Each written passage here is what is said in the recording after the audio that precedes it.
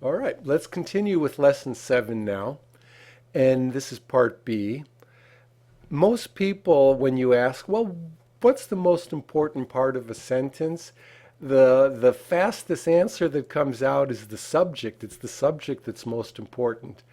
I don't really think it's the most important part of the subject. It's probably the verb is the most important part of a sentence because the verb actually causes us to choose what subject we need. The verb causes us to choose the object. The verb may cause us to choose a complement. The verb also affects other parts of how and other ways that we can structure a sentence.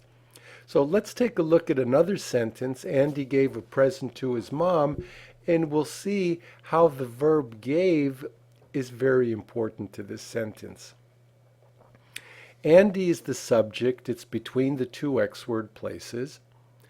The M place is empty. Gave ties with the past. It's the past form. Y is a verb phrase with time. In lesson 7, we started to rewrite the Y so that we could take a closer look at the structure of that phrase. And we see that gave a present to his mom is Y. Gave is the verb. A present is the object. It's a noun phrase. And the complement is to his mom. It's a prepositional phrase. Prepositional phrases can never be objects in English. Let's continue a little bit. But the verb give offers us a second way to write this sentence. It'll have the same meaning, but it'll result in a different kind of analysis. Let's see what we mean. Andy gave his mom a present. Starts out pretty much the same. Two X word places, Andy between subject, gave his mom a present is the predicate, there's no shifters. The M place is empty, gave ties with the past, Y is a verb phrase with time, past form.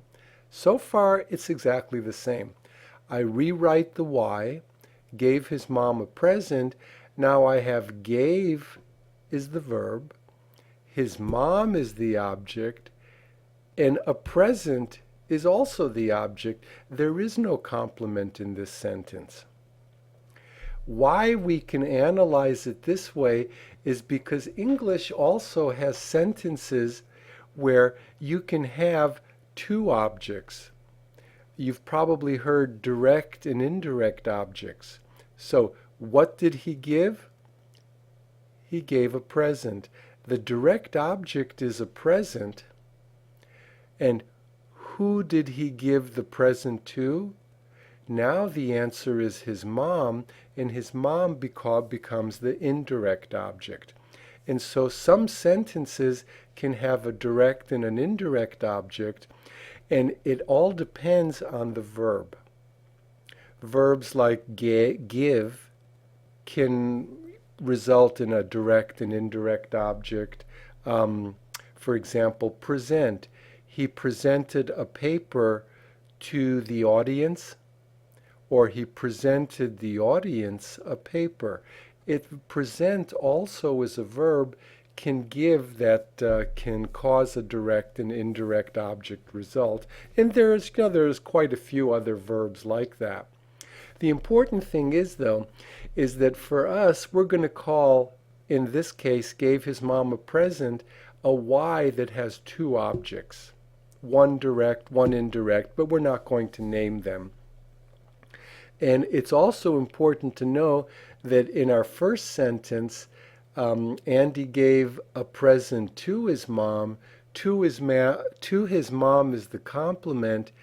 We have to call it a complement because prepositional phrases cannot be objects in English, although the result is two sentences that mean the same thing.